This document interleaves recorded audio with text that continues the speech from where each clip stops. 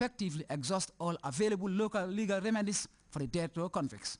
When the matter was mentioned before the panel of 5 judges, led by the Chief Justice of the Gambia, the council representing all 7 appellants, Sirif Tambiru, announced the adoption of briefs filed on the 18th of June 2012 on behalf of his clients and further submitted his intention to rely on all grounds raised in the appeal.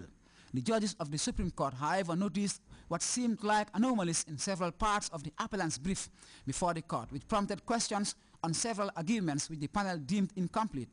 Tambedu still contended that from inception he had sought leave to argue some grounds together on the basis of their entwined nature, adding that other grounds have common characteristics.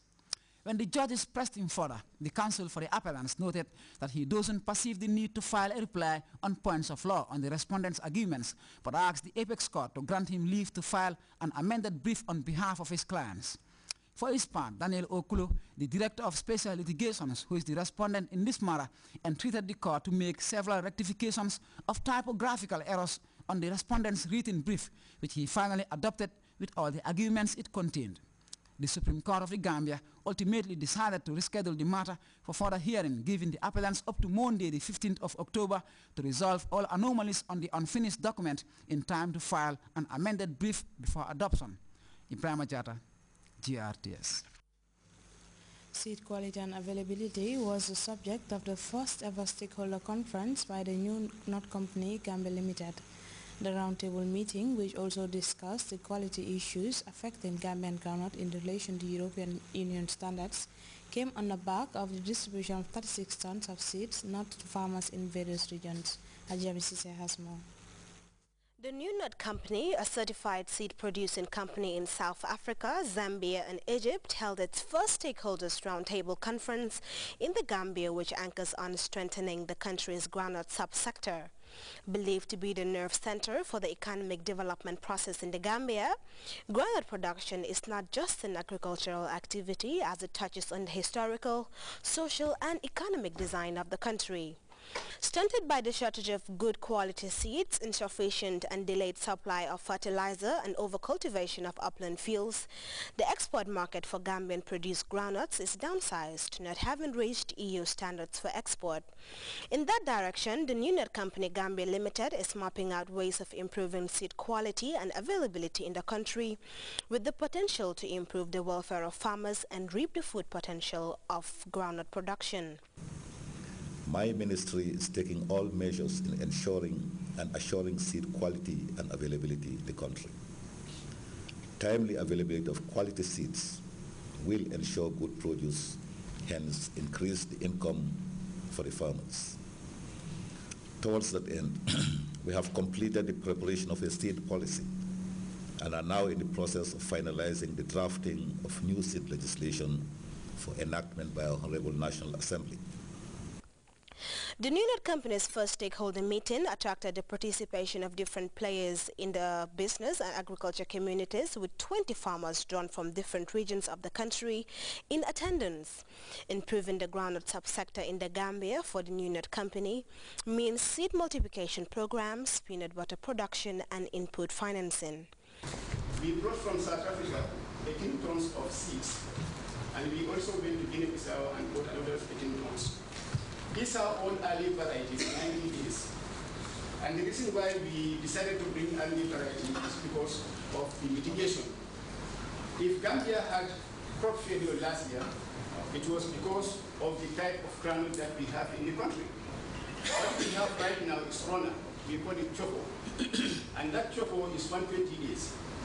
And we have all seen the climatic change in the country, in the continent. So if you want to continue with that Choco, that means that you are just preparing yourself for disaster. After a long day of deliberations, scrutinizing groundnut production and marketing in the Gambia, the managing director of the company, Gerhard Dreyer, a South African national, spoke to us about the company's future endeavors. Now, from this conference, we will take the action points been said today and concentrate on them first. And we will every year, this time of the year, we will have a conference and to tell the people where are we going to, and to see if the past year we achieved our goals or not. Adding quality and improving seed availability in the Gambia at a time when groundnut production has declined from 133,000 metric tons to 10,000 metric tons. The new nut company in the Gambia is set to penetrate the groundnut market with a new line of approach. For GRTS News, I am Ajami Sise. The rural tour of disaster hotspots by the National Disaster Management Agency Governing Council wrapped up with a visit to Banjul. The tour provided officials first-hand information on disasters which occurred in the country. Louis Mende reports the tour is also intended to aid officials of the National Disaster Management Agency in preparing a detailed report to the National Disaster Governing Council, which is also expected to help guide the government in providing a lasting solution to the plight of disaster victims. The Governing Council of NDMA began the rural tour of disaster hotspot with a visit to Birkama, West Coast region.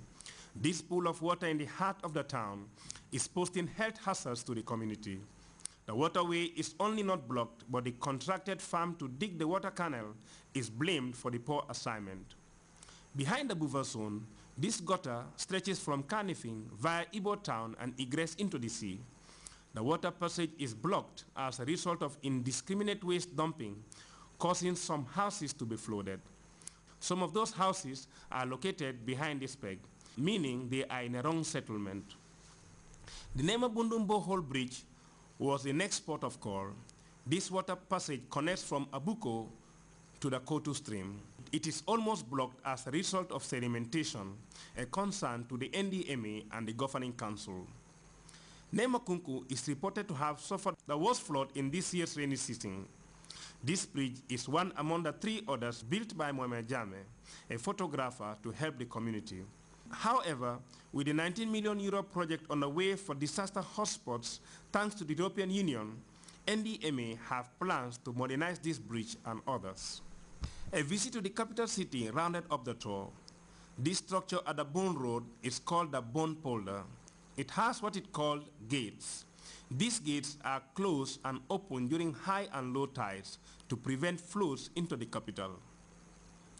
The aging structure is no more serving its purpose. As a result, houses in Banjul Tobacco Road are often flooded, even in the dry season when there's high tide.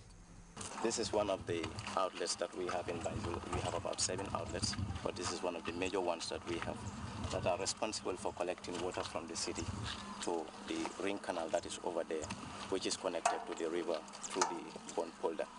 Normally, if it rains, the water will flow from the city, collected by the small drains that are in the city, to the main ones that is responsible for sending it to the ring canal.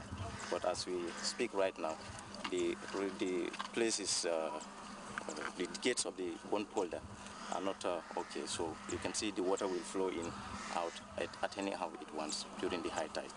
You see in houses which have been completely damp, which there is no even way for people to move about.